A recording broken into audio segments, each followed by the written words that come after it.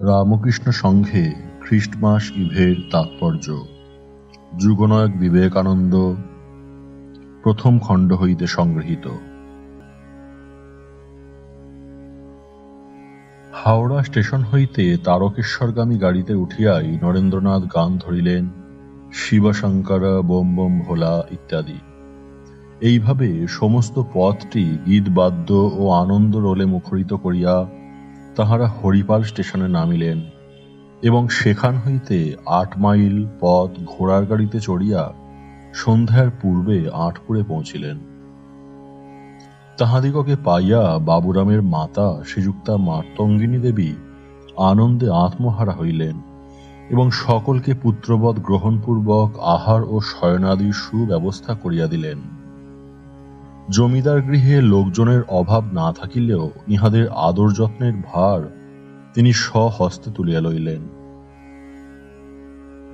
পল্লীর শ্যামল নির্জনতার মধ্যে এই শ্রীরামকৃষ্ণ ভক্ত পরিবারে স্বচ্ছন্দে আহার বিহারের সুযোগ পাইয়া ত্যাগী যুবকবৃন্দ ভগবত আরাধনা ও ভগবত চিন্তায় প্রাণ ঢালিয়া দিলেন। শ্রীরামকৃষ্ণের ভালোবাসা, উপদেশ, আদর্শ, জীবন ও তাহার অর্পিত দায় ইত্যাদি তাহাদের অবিরাম আলোচনার বিষয় হইল। আর সঙ্গে সঙ্গে শাস্ত্র ব্যাখ্যা, স্তব স্তুতি, ভজন, সঙ্গীত, কীর্তন ও জপ ধ্যান তো চলিতেই থাকিল। এইরূপ একটা জমাট ভাবের আকর্ষণে তাহারা নিজ নিজ পৃথক অস্তিত্ব হারাইয়া নরেন্দ্রনাথের পরিচালনায় এক অখণ্ড চৈতন্য সত্তায় পরিণত হইলেন। ইহারই মধ্যে ২৪শে ডিসেম্বর ১৮৮৬, ১০ই পৌষ শুক্রবার, এক অচিন্তনীয় ঘটনার ফলে আঁটপুর শ্রীরামকৃষ্ণ সংঘের ইতিহাসে অবিস্মরণীয় হইয়া উঠিল। সন্ধ্যার অনেক পরে বাহিরে ধুনি জ্বালিয়া নক্ষত্র খচিত উজ্জ্বল মুক্ত আকাশের নিম্নে ত্যাগী শ্রীরামকৃষ্ণ সন্তান বৃন্দ ধ্যানে নিমগ্ন হইলেন।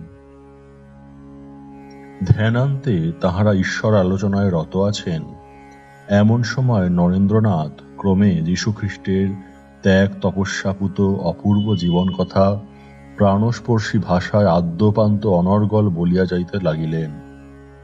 তারপর সেন্ট পল হইতে আরম্ভ করিয়া বিভিন্ন ত্যাগী শিষ্যদের অক্লান্ত পরিশ্রম ও আত্মবিসর্জনের ফলে কিরূপে খ্রিস্ট ধর্ম ও খ্রিস্ট সম্প্রদায় প্রচারিত ও প্রসারিত হইল তাহার ইতিহাস বর্ণনা করিয়া তিনি গুরুভ্রাতাদিগকে এক ত্যাগৈশ্বর্যমণ্ডিত প্রেরণাময় নবীন রাজ্যে লইয়া গেলেন এবং সকলের নিকটে সাগ্রহ আবেদন জানাইলেন তাহারাও যেন যীশুখ্রিস্ট ও তদীয় শিষ্যবৃন্দের ন্যায় পবিত্র জীবন গঠনপূর্বক উহা জগৎ কল্যাণে উৎসর্গ করিতে পারেন।